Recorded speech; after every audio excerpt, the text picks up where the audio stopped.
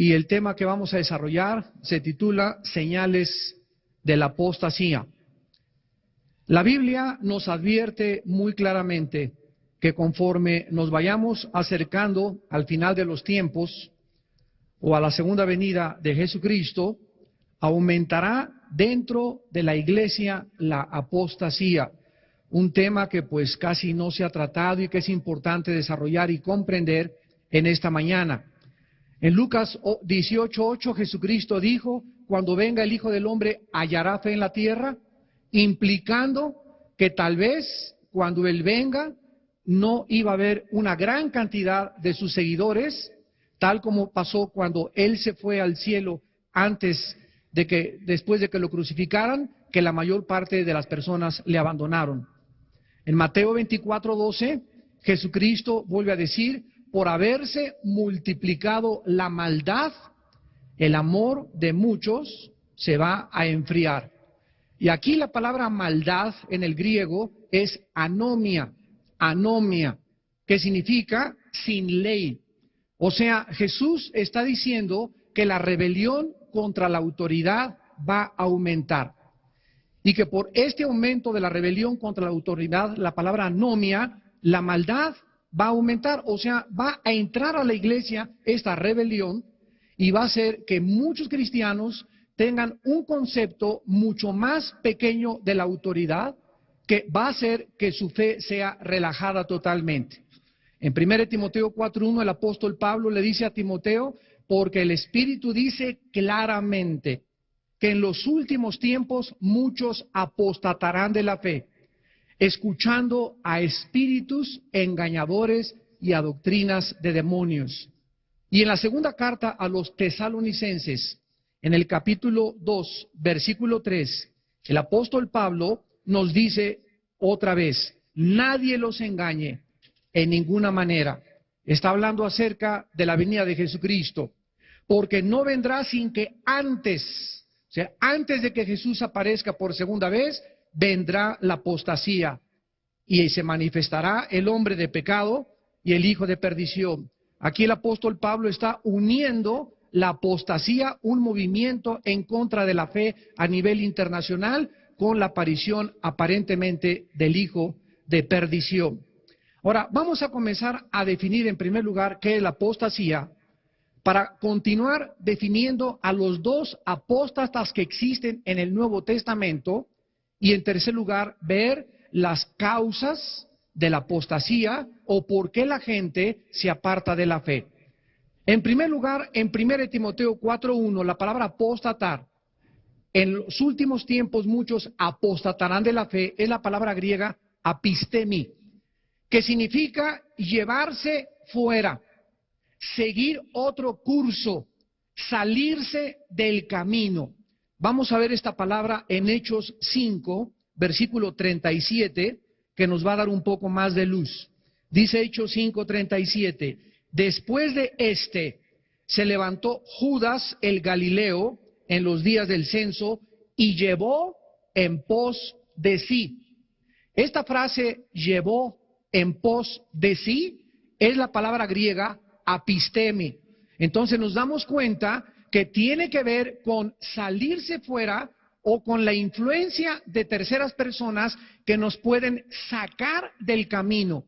En este caso particular, de hecho, se está hablando de Judas, el Galileo, que se lleva en pos de sí, o sea, que arrastra a muchos del pueblo y finalmente, ¿verdad?, todos ellos perecen. La misma palabra es en segunda de Tesalonicenses, capítulo 2, versículo 3. Ahora, ¿por qué muchas personas, después de haber oído claramente la verdad, se alejan del camino? Una pregunta importante: ¿eran salvas estas personas? ¿O realmente la salvación se puede perder? ¿O podemos realmente, después de recibir la vida eterna, perder esta vida eterna? Vamos a dejar que la Biblia nos hable en esta mañana y vamos a ver las dos clases de personas que la Biblia nos enseña que pueden alejarse de la fe. En primer lugar, veamos las personas que nunca fueron salvas. Veamos en el libro de Juan, capítulo 17, Evangelio de Juan 17, el caso específico de Judas Iscariote. En Juan 17, versículo 12, Jesús dice: cuando estaba con ellos en el mundo, yo los guardaba en tu nombre. A los que me diste, yo los guardé. Y ninguno de ellos se perdió, sino el hijo de perdición, para que la Escritura se cumpliese. Vamos a entender dentro del contexto las palabras de Jesús. Miren ustedes en el versículo 2 del mismo capítulo: le has dado potestad sobre toda carne para que haya vida eterna a los que le diste. Versículo 6: a los que del mundo me diste, tuyos eran y me los diste. Versículo 9: sino por los que me diste, porque tuyos son. Versículo 11: ya no estoy en el mundo, estos están en el mundo. Padre Santo, a los que me has dado, guárdalos en tu nombre. Y en el versículo 12, otra vez: a los que me diste, los guardé. Vemos nosotros en la oración de Cristo que todos nosotros somos un regalo del Padre al Hijo. Y que antes de que nosotros fuéramos a Jesucristo, nosotros le pertenecíamos al Padre. Y el Padre, sabiendo, ¿verdad? Desde luego no vamos a entrar en una teología profunda de la predestinación, nos tomó y nos dio. Somos la iglesia, somos un regalo, somos la novia que el Padre le trae a su Hijo Jesucristo. Y Jesucristo, orando en esta oración sacerdotal, le dice al Padre: Padre Santo, a los que me diste. No está implicando que nosotros determinamos ir a Cristo, sino que el Padre nos guió, nos envió, nos llevó a su Hijo Jesucristo. A esos Jesús dice: yo los guardé. Y ninguno de los que el Padre me da se va a perder. Ninguna oveja se va a perder porque están seguras en mi mano. Juan 10. Pero el único que se perdió fue alguien que el Padre no le dio a Jesús, y que se llama Judas Iscariote, para que la Escritura se cumpliese de que este discípulo fue llamado siempre hijo de perdición. Nosotros somos hijos de bendición, hijos del Padre, por cuanto somos hijos envió el Espíritu Santo a morar en nuestras vidas. Vamos a continuar en Juan 18, versículo 8, y dice la Biblia: respondió Jesús: les he dicho que yo soy. Si me buscáis, dejen ir a estos.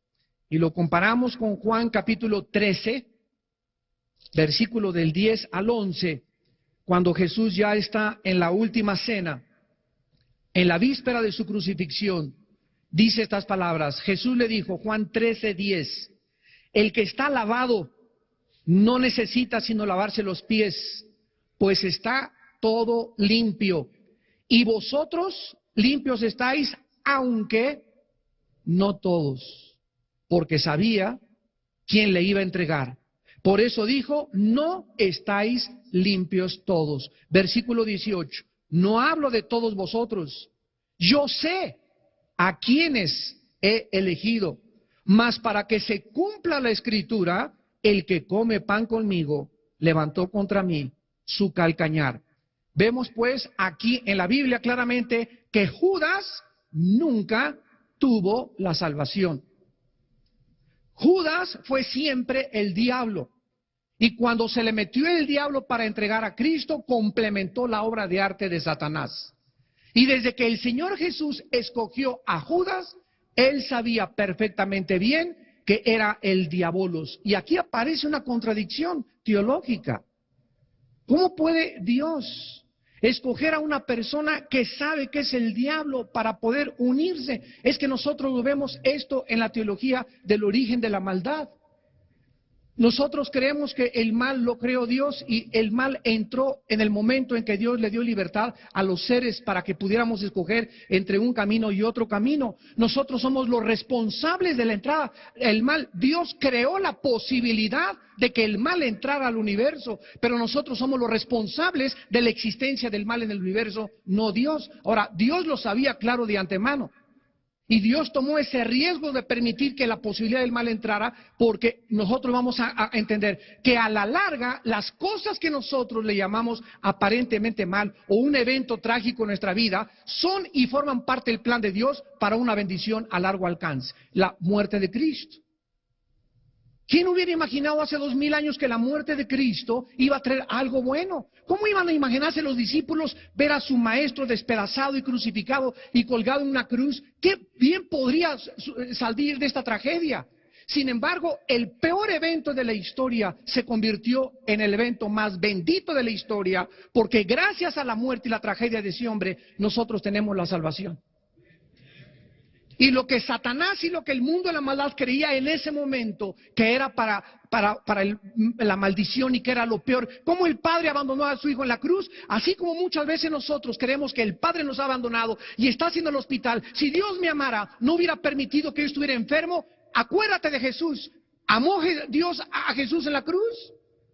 ¿O lo abandonó en la cruz? Lo abandonó en el momento en que cargó con nuestros pecados. Pero Él fue en un acto de amor que nos dio a Jesucristo. Y cuando nosotros atravesemos ese tiempo, debemos esperar eso. Dios nunca nos va a abandonar. De ese hecho, de esa hospitalización, de esa tragedia que acabas de atravesar, Dios va a sacar algo infinitamente superior. En el caso de Jesús, Dios a través de la Biblia nos corre las cortinas y nos permite ver lo que sucedió, una bendición.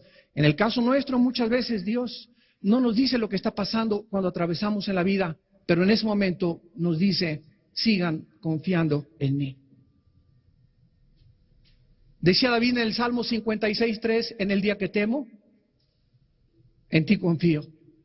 Nunca es nuestra confianza más grande en Dios que cuando no podemos explicar cosas que no tienen una lógica o un razonamiento elemental en nuestra imaginación o en nuestros pensamientos.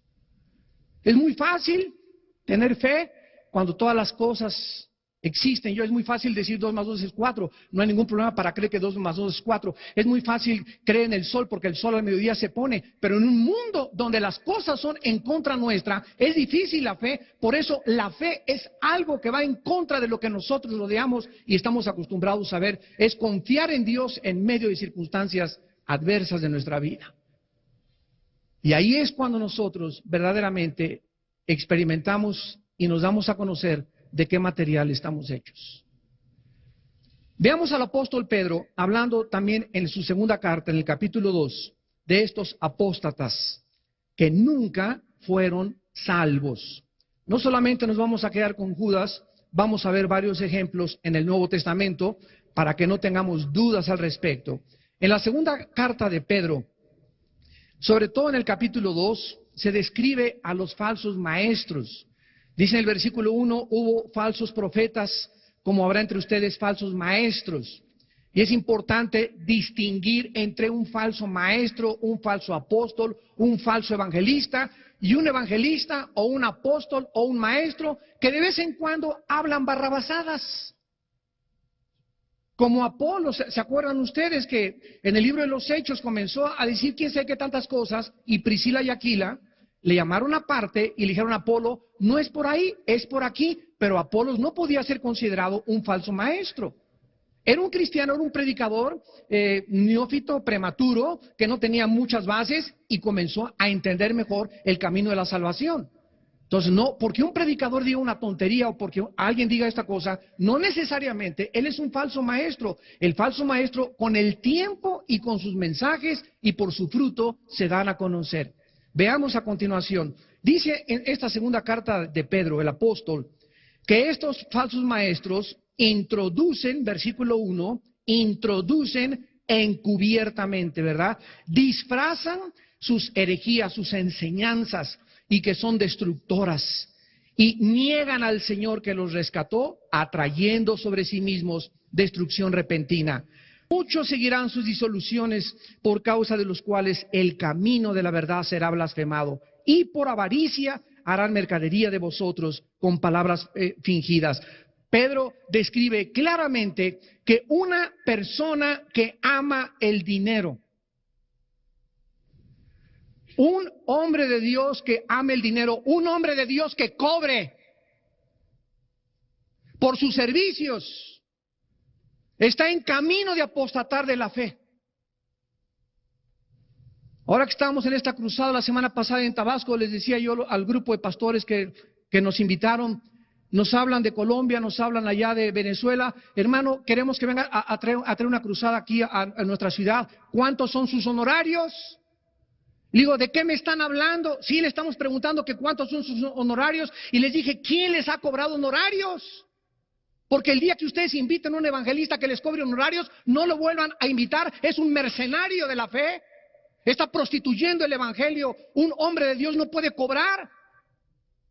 Bueno, díganos en qué tipo de hotel quiere que lo pongamos. No les voy a decir, pónganme donde ustedes quieran. Yo primero tengo que asegurarme, voy a orar, de que esto es de Dios. No solamente agarro el teléfono y acepto la invitación, tengo que pedirle a Dios la dirección de que es de Dios. Y si es de Dios, Él proveerá.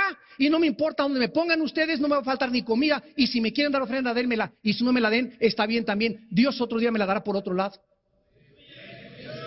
Pero yo voy ahí a predicar el evangelio.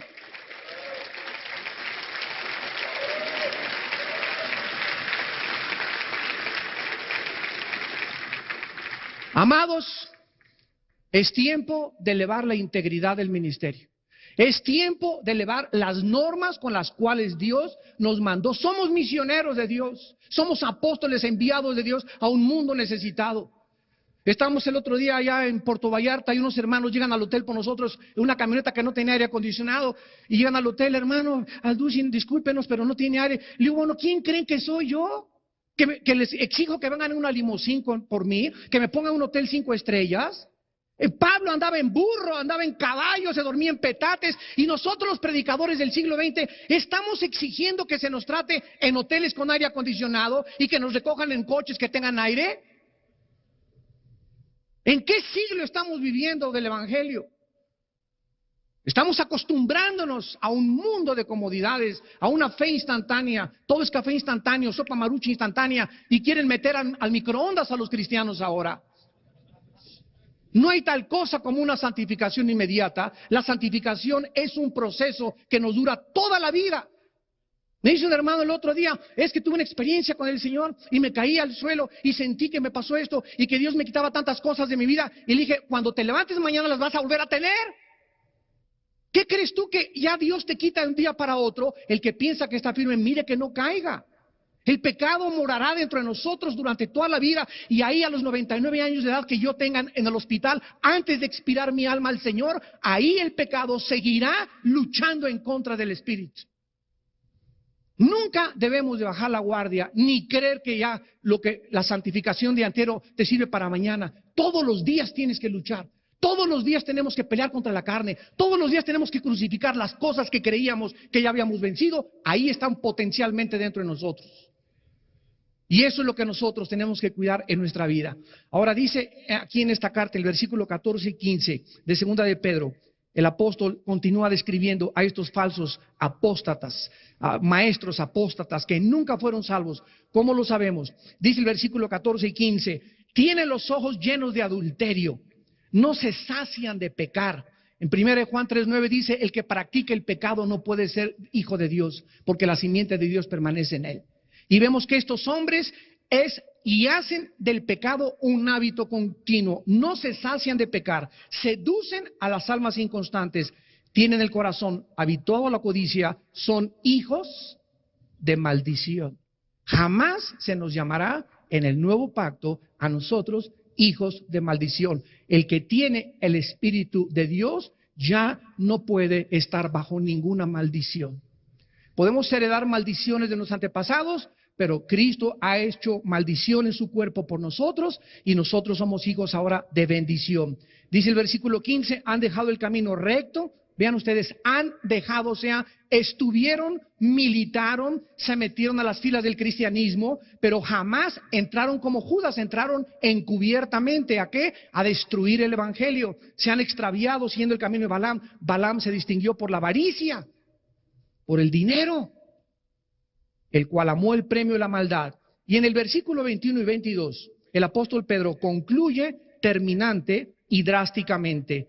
Mejor les hubiera sido no haber conocido el camino de la justicia que después de haberlo conocido volverse atrás del santo mandamiento que les fue dado. Escuchen el versículo 22. Les ha acontecido lo del verdadero proverbio: el perro vuelve a su vómito y la puerca lavada a revolcarse en el cielo, en el cieno. ¿Por qué el perro, cuando come algo y lo vomita, se lo vuelve a comer?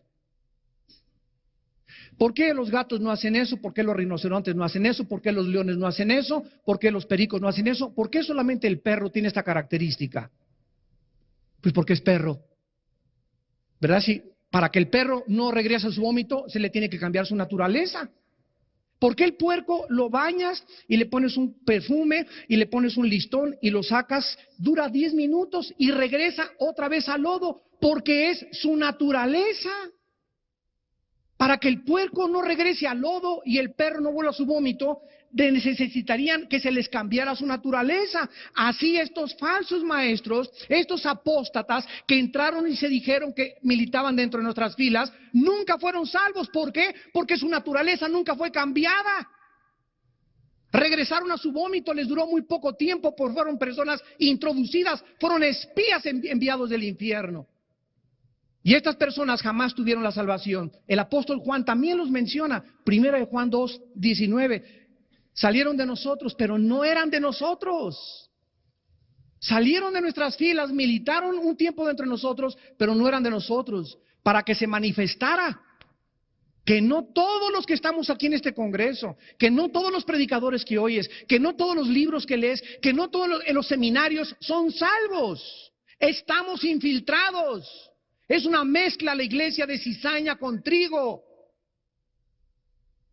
Estamos infiltrados y hasta que pase el tiempo, los corazones son manifestados después de la prueba y del fuego de la fe, como vamos a ver más adelante. Pero estas personas, su naturaleza nunca fue cambiada, nunca recibieron la naturaleza divina de Dios. En 2 de Juan, versículo 9, el apóstol vuelve otra vez a insistir sobre lo mismo y dice: cualquiera que se extravía y no persevera en la doctrina de Cristo no tiene a Dios. El que persevera en la doctrina de Cristo, ese sí tiene al Padre y al Hijo. En 1 de Juan 5:10-12 dice la Biblia: el que tiene al Hijo tiene la vida. El que no tiene al Hijo, aunque sea presbiteriano, y sea de Villanueva, y sea de Guadalajara, y sea de Puerto Rico, y sea de Estados Unidos, y sea bautista, y sea pentecostal, el que no tiene al Hijo, no tiene la vida. Cualquiera que permanece en el camino y se sale, vamos a ver que los apóstatas nunca regresan, se salen y no regresan jamás. ¿Por qué no regresan? Vamos a ver ahora los apóstatas cristianos que no eran salvos y que se apartan temporalmente. Hay una grande diferencia. El apóstata que nunca fue salvo se aparta para perderse, pero el que es hijo de Dios, Dios lo trae con cuero. Veamos en Hebreos 12, del 5 al 8, la promesa de Dios a aquellos que son salvos, aquellos que verdaderamente tienen la naturaleza divina de Dios.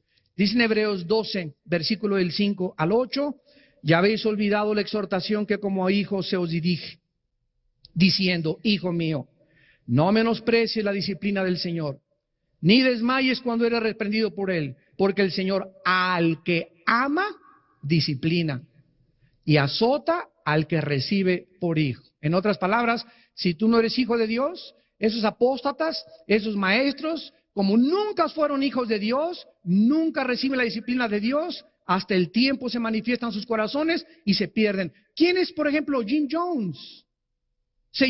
Era en 1978, se llevó a 1,000 personas a la Guyana, a Sudamérica. Él era pastor metodista. Raúl Macín en México, pastor de la iglesia La Santísima Trinidad de Monterrey, se fue después de 5 años de ser pastor, se unió al Partido Comunista. David Koresh, hijo de padres bautistas y bautista, guía una secta en Waco, Texas, y los lleva a la destrucción. Y así tenemos la historia del cristianismo. William Graham, que está en Guadalajara, que fue el que bautizó a Chuy. No es cierto. Por todos lados tiene este hermano iglesias, ¿verdad? Y dice que él es el ángel de Apocalipsis. Cálmate, Habacuc.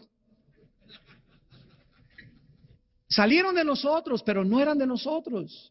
Jim Jones salió de la iglesia metodista, David Koresh de la iglesia bautista, Masin de la iglesia metodista en Monterrey, y así tenemos cantidad de falsos profetas. William Branham también en los 40, 50 tenía campañas evangelísticas, y de repente se le metió el diablo y comenzó a decir que él era el apóstol de Dios y que él era el ángel de Apocalipsis y que solamente él tiene la verdad. Entonces se manifiesta con el tiempo que esta persona nunca tuvo la naturaleza de Dios, nunca su naturaleza fue cambiada, fue introducido encubiertamente. Pero los hijos de Dios, dice la Biblia, son disciplinados por el Señor.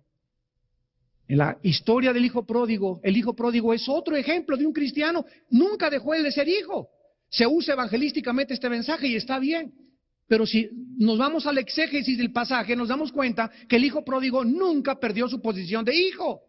Y se salió y apostató y se fue y dame y se perdió, pero llegó un momento en que despertó su conciencia al Señor y estando en esa condición dijo, ¿qué hago aquí alimentando a los puercos? En la casa de mi padre. Se levantó y fue y se arrepintió y dijo el padre, ¿verdad?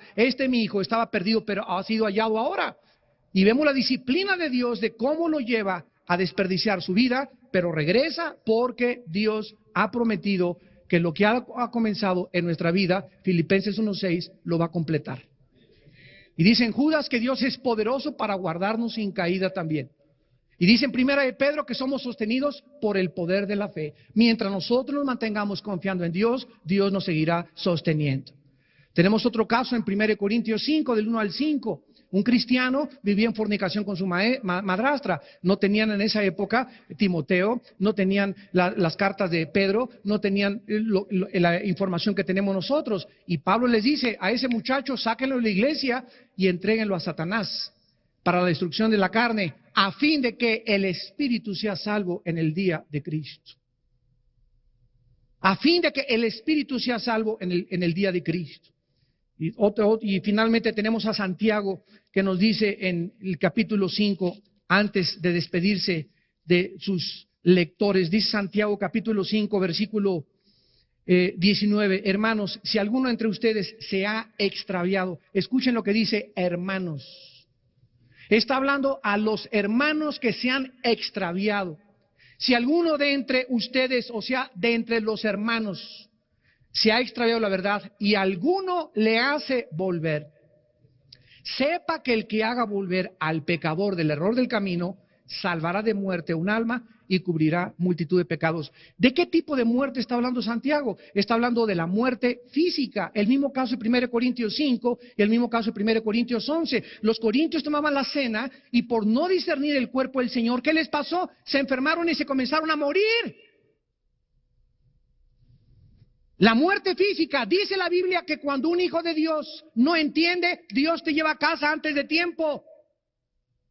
Te puede llevar a casa prematuramente. Dios quiere que sigas en la vida, que testifiques, que hables del Señor, que tengas salud, que seas bendecido. Pero si tú estás en contra de sus leyes y te entercas y Dios conoce tu corazón que no hay posibilidad de hacerte volver, Dios te lleva para que no sea blasfemado el camino de la verdad por tu culpa.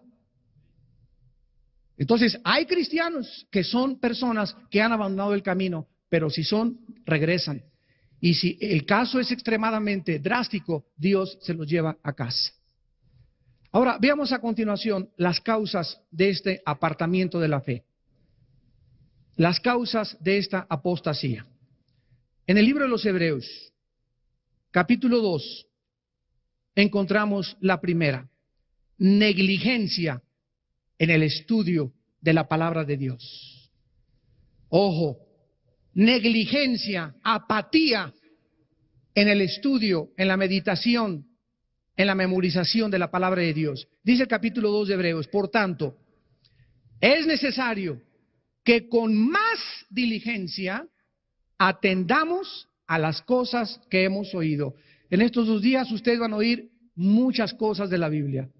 Y Dios a cada uno de nosotros nos ha preparado para darles un mensaje y todos necesitan lo que estoy hablando, lo que habló yo, lo que va a hablar el hermano Carlos. Todo está preparado por Dios. Somos hechura suya, creados en Cristo Jesús, las cuales obras preparó de antemano para que anduviésemos en ellas. Este congreso está preparado por Dios y el Espíritu Santo lo que está hablando es exactamente lo que tú necesitas oír.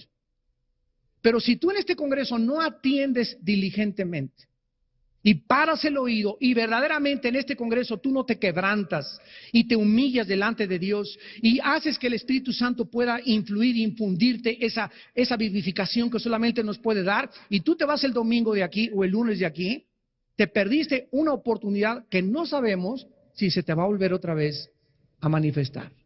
Muchos de ustedes, escúchenme, es la última vez que están escuchando la voz de Dios. Porque ninguno de nosotros sabemos si mañana en la mañana nos vamos a poner la corbata y vamos a amanecer. Es necesario que con más diligencia atendamos las cosas que hemos oído, no sea que nos deslicemos. La palabra deslizarse en el griego significa soltar las amarras. Y se usaba con los barcos que al llegar al muelle, ustedes se acuerdan que avientan una cuerda y amarran en un fierro ahí la cuerda para que el barco no se despegue del muelle mientras está desembarcando a la gente.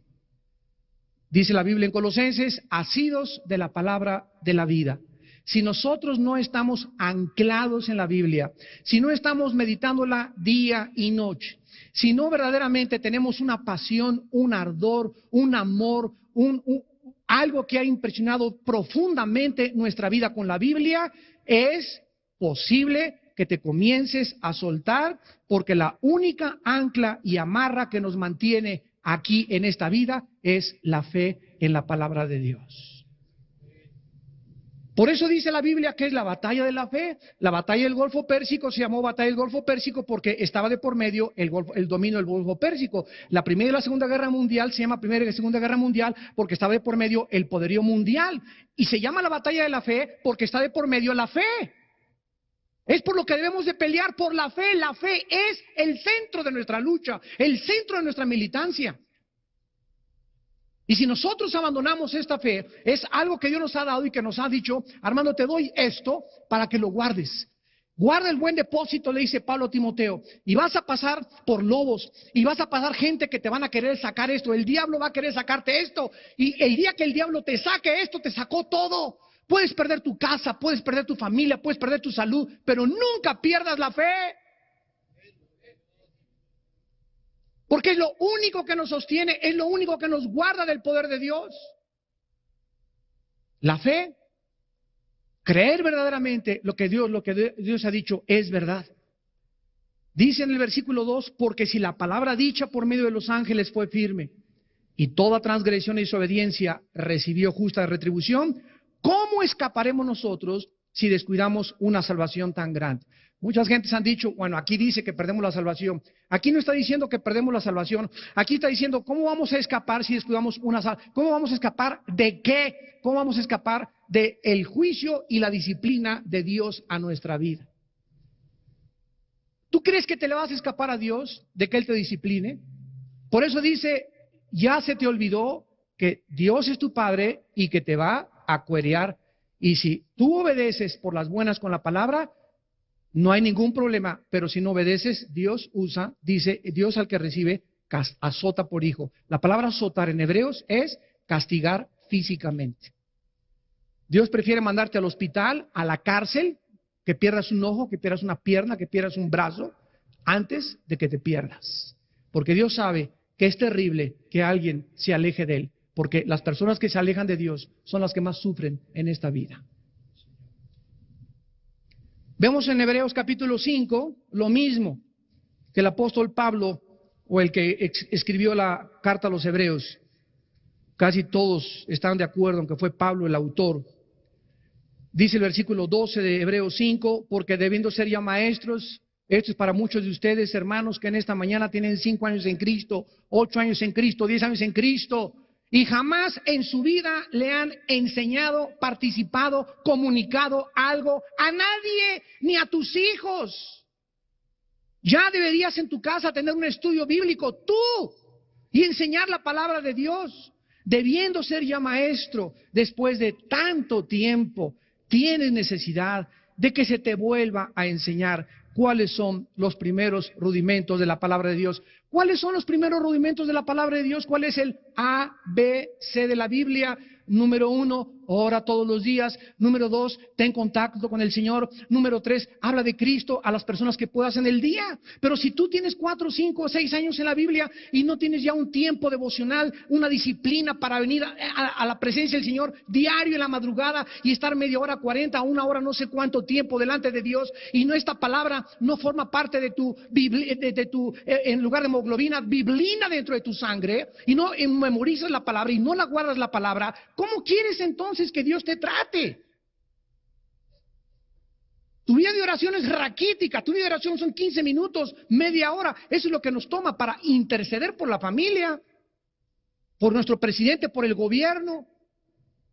Pero como se te olvidaron el ABC de la Biblia, dice la Biblia, has llegado a ser tales que tienen necesidad de leche y no de alimento sólido. El otro día en el diplomado, un hermano se para y me dice, señor Alducin, dígame, explícame la predestinación.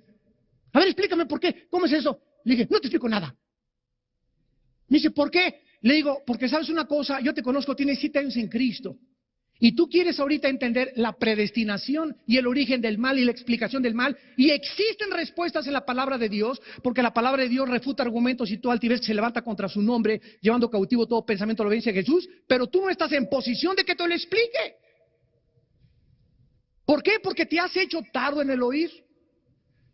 Y así, a ver, explícame por qué Dios, si es bueno y es bondadoso, permite las inundaciones, que un carro se eche para atrás y mate una criatura. ¿Quién derribó las torres del World Trade Center? ¿El diablo o Satán o Dios? A ver, ¿qué contestarías tú? El diablo. O sea, no podemos ni siquiera ya vislumbrar ni discernir lo que está pasando en el mundo. ¿Quién es el bueno ahorita? ¿El presidente Bush y la coalición persiguiendo a los terroristas o Bin Laden? Ahorita el héroe es Bin Laden. Se han cambiado los valores en el mundo que vivimos, que se ha perdido el discernimiento en la misma iglesia, y los mismos cristianos ya no sabemos ni distinguir quién es el bueno y quién es el malo. Y Isaías nos advierte en capítulo 5 y nos dice, ay de los que a lo amargo le dicen dulce, a lo dulce amargo, a lo bueno malo y a lo malo bueno. Y los medios de comunicación y la presión de CNN y de los noticieros hacen que tu vida se llene del concepto del mundo, cuando nuestros pensamientos no son formados ni moldeados por el mundo, sino por Dios.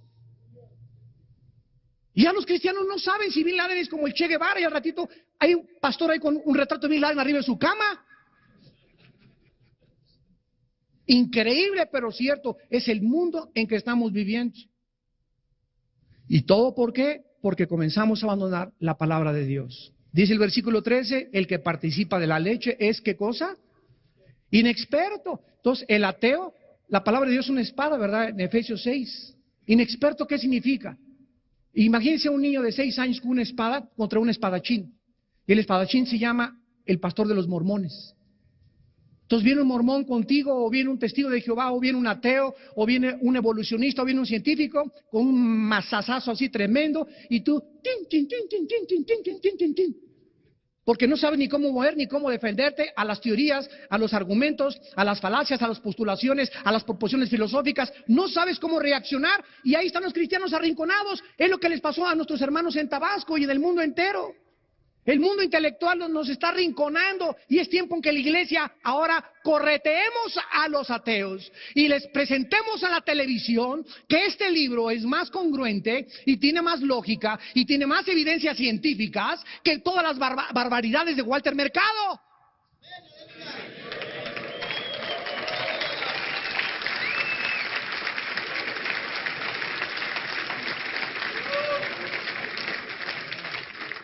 Dios te está buscando.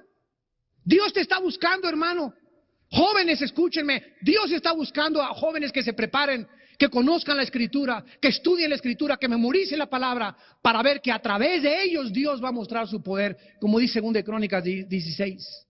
Dios está buscando, sus párpados buscan hombres que tengan un corazón recto para mostrar a través de ellos su poder, para infundirles ánimo, para infundirles sabiduría, para infundirles un valor sobrenatural que es el que se necesita para pelear con tantos gigantes de los cuales la tierra está poblada. Necesitamos Davides, necesitamos Danieles que estén escudriñando, necesitamos Josés que estén verdaderamente aguantando con paciencia el tiempo de Dios. Necesitamos entender qué es lo que Dios quiere en nuestras vidas. En segundo lugar, en Hebreos 12 encontramos otra causa de la apostasía.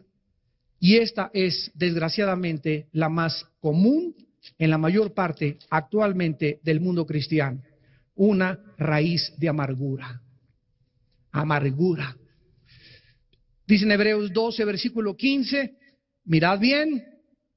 Esta frase, mirad bien, significa que en la iglesia tenemos que estar así, con los ojos abiertos, cuidando, velando. Antes que nada, miren. ¿Qué se nos manda a cuidar? ¿Qué se nos manda a vigilar?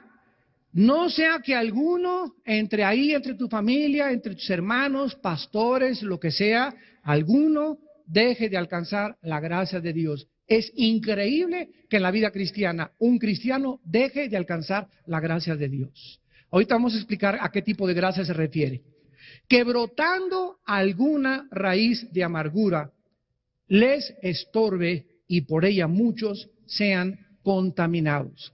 Hermanos en Jesucristo, en la vida cristiana sobran las razones para desilusionarnos, para desanimarnos, para ya aventar la toalla, para ya no querer pelear, pero tenemos que recordar que ese tiempo en el que nosotros hemos sido acusados, calumniados, y escúchenme, nadie a quien Dios vaya a usar se escapa de estas pruebas. Nadie. Todos aquellos a quien Dios llama los lleva a un desierto y los mete a un horno de fuego. ¿Quién es un líder? Un líder es una persona que pasó la prueba de la persecución, pasó la prueba de las calumnias, pasó la prueba de la desilusión, y son etapas en la vida, y cuando sale de todas esas pruebas, el líder sigue así: hola, gloria a Dios, aleluya.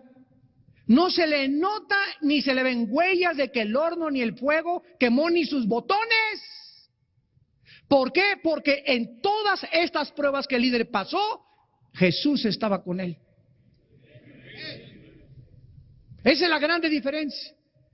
Ahora, si tú entras a las pruebas y en esas pruebas, en esa persecución, en esas desilusiones, en ese desánimo, o no te agarras con todas tus fuerzas de Jesús y no te aferras a Él y no lo abrazas apasionadamente, y en esos tiempos, en el día que temes en Él confías, y en esos tiempos no estás más que nunca, confiando más que nunca en Él, cuando salgas de las pruebas se te ve en la cara de sapo que tienes.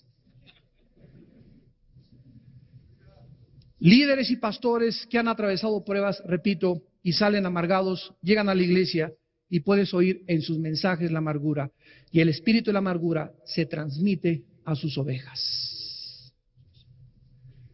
Y son ovejas contaminadas por el espíritu amargado que tiene el pastor.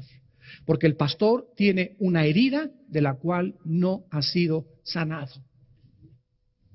Dice aquí que la amargura impide que del cielo Dios me use, que es la gracia de Dios. La Biblia habla de la gracia salvífica, que es la gracia que nosotros recibimos para salvación. Y aquí está hablando de la gracia santificante. ¿Qué significa esto? Dios, en el momento que me convierto, me da su gracia, y por esa gracia es una fuerza inmerecida de Dios, es una capacidad que Dios me da para que yo pueda creer en su Hijo Jesucristo y pueda formar parte de su ejército. Pero una vez que yo soy cristiano, necesito todos los días de mi vida esa gracia seguirla recibiendo. ¿Y qué es esta gracia? Apunta a la definición, es la capacidad que Dios nos da para que podamos hacer su voluntad. Es la capacidad o la habilidad que Dios nos da para que podamos hacer su voluntad. En otras palabras, ser padre de familia es imposible sin la gracia de Dios. Presentarme delante del presidente Fox, en 3 semanas vamos a estar con él para preguntarle los programas de televisión, la programación. Si yo me presento delante de Fox y no voy con la gracia de Dios que me respalde, no voy a encontrar gracia ante sus ojos. Educar a mis hijos y darles consejos es imposible si no tengo la gracia de Dios. No podemos levantar este edificio porque Jehová si no es el que levanta el edificio, en vano estamos construyendo. Si Jehová no vela la guardia, aunque traiga guardaespaldas y carros blindados y ametralladoras, de nada me sirve. Si no es Él el que está obrando y operando en mi vida, todo lo que estoy haciendo a mi alrededor es vano. ¿Y qué es lo que impide que esa gracia llegue a mi vida? La amargura. En ese momento, el rencor que tú tienes contra alguien que te lastimó, que habló mal de ti, aguántalo y perdónalo. Perdónalo 70 veces 7. Perdona y sigue perdonando. Ayer llegó un hermano ya grande, Armando, fíjate que mi esposa me dijo de cosas, le hablé por teléfono, le dije que era una piruja, que era una prostituta, y me dijo, no vengas a la casa en 3 días a dormir. ¿Qué hago? Le dije, número 1, respeta lo que tu esposa te dice, porque si tú le insultaste, violaste un mandamiento de Dios. Yo no te voy a decir exactamente las consecuencias o los resultados, pero te voy a decir lo que la Biblia dice. Dios quiere que tú en esta noche le hables por teléfono y le digas, mi vida, estoy arrepentido, estoy quebrantado, perdóname por lo que te dije y quiero decirte que si me dejas ir a dormir a la casa. Y si ella te dice no, le dices en qué hotel vas a estar y con quién te vas a acostar para que no tengas sospechas de que te fuiste con otra mujer. Me dice, pero es humillante. Le dije, es lo que Dios quiere que hagas, que te humilles después de haberle insultado y agredido y haberle roto porque es un vaso frágil ante los ojos de Dios. Le dije, ya los resultados mañana no sé cómo va a reaccionar tu esposa, pero tú te vas a tener que quebrantar por un buen tiempo, porque la has lastimado muchísimo. Y Dios dice que cualquier hombre que tiene una relación equivocada en su matrimonio, Dios no escucha tus oraciones. Primera de Pedro 3:7.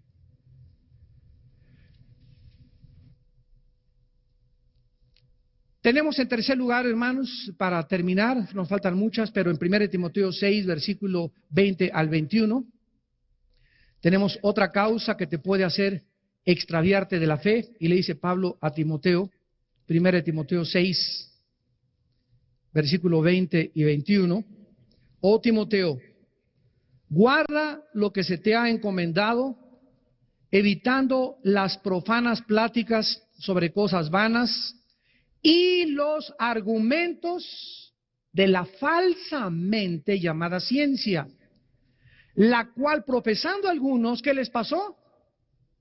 ¿Qué les pasó? Se desviaron de la fe. Otra causa por la cual nosotros podemos apartarnos de la fe es estar atentos al falso conocimiento. Si llega un maestro en tu escuela, imagínate que tú eres un estudiante de secundaria o de preparatoria, y le dice al muchacho, tú eres de los que creen en que una pareja fue creada al principio y no crees las postulaciones de Carlos Darwin, ni Friedrich Nietzsche, ni Jean-Paul Sartre, ja, ja, ja, ja. No me digas que tú eres de esos cristianitos. Ante este ataque y ante esta amenaza, nuestros jóvenes actualmente están prestando oído más al falso. La palabra ciencia es gnosis en el griego, que significa conocimiento. Están prestando oído más al falso conocimiento del mundo, que tiene su origen en el mundo, que el conocimiento de la palabra de Dios. Entonces, si tú sigues juntándote con ese ateo y no tienes conocimiento de la palabra de Dios profundos, no te estás discipulando, no tienes bases doctrinales ni teológicas, el falso conocimiento del mundo es el que ha arrastrado a casi el 60% de la juventud en Tabasco y los está llevando a quitarse la vida. ¿Saben ustedes en la clausura, en la Plaza de Toros, lo que les dije el domingo en la noche? Les dije porque me dijeron que estaban todos los maestros ateos de las principales escuelas de Tabasco. Y les dije, ustedes son los culpables de estos suicidios, porque ustedes les enseñan a los jóvenes que venimos de los animales, y cuando se enseña que venimos de los animales, se quita la culpabilidad del pecado. Si realmente somos el resultado de la evolución, no hay culpa del pecado, no hay temor de Dios, no hay propósito, no hay significado para vivir. ¿Cuál es la razón entonces de mi existencia? Estoy exactamente guiado por los instintos como los animales. Si somos el resultado de unas sustancias químicas que produjeron materia viva, entonces, ¿quién nos explica el origen de la vida? Porque la evolución no tiene una sola prueba científica. Una sola no existe. Darwin dijo, el día que se pueda producir de sustancias químicas materia viva, en ese momento se comprobaría mi teoría. Jamás se ha podido comprobar eso. La complejidad de una célula es infinitamente superior a la más grande computadora, chips y cosas tecnológicas que hayamos hecho en el mundo. Una sola célula. Decía Carlos Sagan, el ateo, hace 2 años antes que se muriera. Sí, de ahí la palabra, ¿vieron la película Contacto?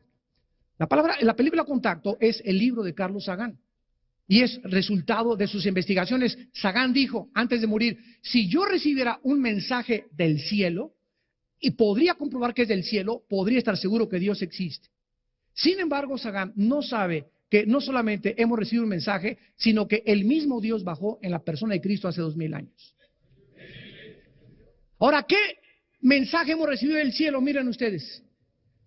¿Saben ustedes cuál es la última evidencia que Dios nos está dando científicamente a los cristianos para demostrar que la Biblia es la palabra de Dios?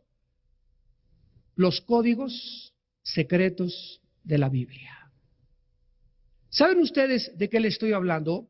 De que una persona, un hermano, Rafael Bayán, en San Antonio, Texas, comenzó a ver la Biblia en el Antiguo Testamento y comenzó a descubrir que cada 14 letras, o sea, se brincaba cada 14, cada 14, cada 14, cada 14, cada 14, cada 14, aparecía la palabra Yoshua HaMashiach, profeta, rey y sacerdote.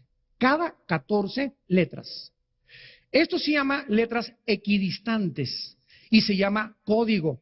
Este hombre mandó este descubrimiento a Canadá al jefe de los rabinos en Canadá, un judío no mesiánico, que cuando comenzó a leer el libro de este hermano, comenzó a escudriñar la Biblia y se convirtió al cristianismo. Y ahora este rabino, el jefe de los rabinos judíos en Canadá, está en las calles de Canadá predicando a Jesucristo como el Mesías. ¿Saben ustedes de qué les estoy hablando? Miren, hagan de cuenta que lo que es un código. Los códigos comenzaron a descifrarse en la Primera Guerra Mundial.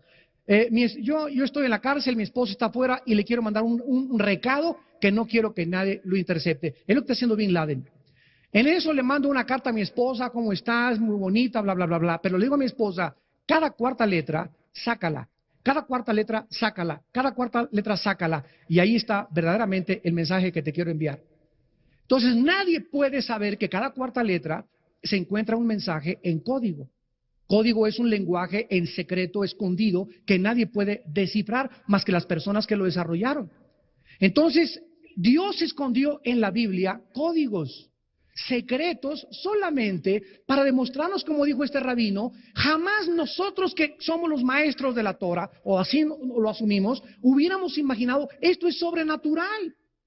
Cuando se encontró en código también el nombre de Hitler, se encontró el nombre de Auschwitz, que es el nombre de los campos de concentración donde mataron a millones de judíos en Alemania. Se encontró el nombre de Himmler. Y estos no son coincidencias. Ahora una cosa importante, nunca los códigos que están descubriendo hablan del futuro, sino de cosas pasadas. En eso hay que tener cuidado. Que en el código dice que va a pasar esto, no le creas. Que un terremoto, no le creas. Que Cristo viene, no es cierto. Hay falsos profetas de códigos también. Pero nos damos cuenta que Dios ha encerrado el verdadero conocimiento que se encuentra en la persona de Jesucristo. Tú no puedes enfrentarte a un ateo y decirle, oiga, ¿por qué es ateo? Les voy a decir, el 90% de los ateos, son ateos por amargados. Porque no pudieron, como el dueño de CNN, la cadena de información más grande del mundo, Ted Turner. A los 17 años se muere su hermana de cáncer. Él iba a la iglesia bautista. No puede, sus pastores no le dan respuesta, no se enfrenta con el problema del sufrimiento teológicamente, y al morirse su hermana de cáncer y decirle, padre, ¿por qué no la salvaste? Si tú eres un Dios que no salvaste a mi hermana, no mereces que yo te sirva. Y se volvió ateo, Ted Turner, o sea, nunca fue cristiano, y es el enemigo más grande del cristianismo actualmente. Se casa con una muchacha, la reina de los aeróbics, Jane Fonda. La muchacha Jane Fonda se convierte hace 4 años a Jesucristo. Ted Turner le dice, o tú o Cristo, le dice, Jane, see you later, alligator. Ahí nos vemos. Se divorcian los dos, ella hace un libro y dice Jane Fonda en su biografía, jamás en mi vida había estado casado con el hombre más rico y millonario del mundo, pero a la vez el hombre más vacío, más amargado y con el odio más grande contra Dios que jamás he escuchado. La última vez que le dije a Ted cuando hablamos por teléfono fue, Ted, si realmente no existe Dios, ¿por qué te has pasado la vida peleando contra algo que no existe?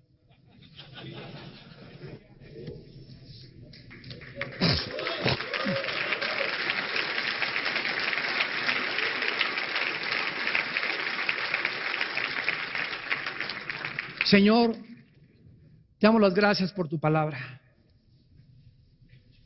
Somos sostenidos por tu poder mediante la fe. Y además, es nuestro escudo.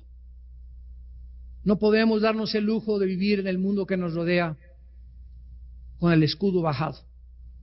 Somos tus soldados que vamos de paso por un territorio ocupado por el enemigo temporalmente, pero que por tus profetas los hebreos escribiste que esta tierra nos sería entregada al final. Y tú la ibas a restaurar y la cambiarás y harás cielos nuevos y tierra nueva, en los cuales morará la justicia.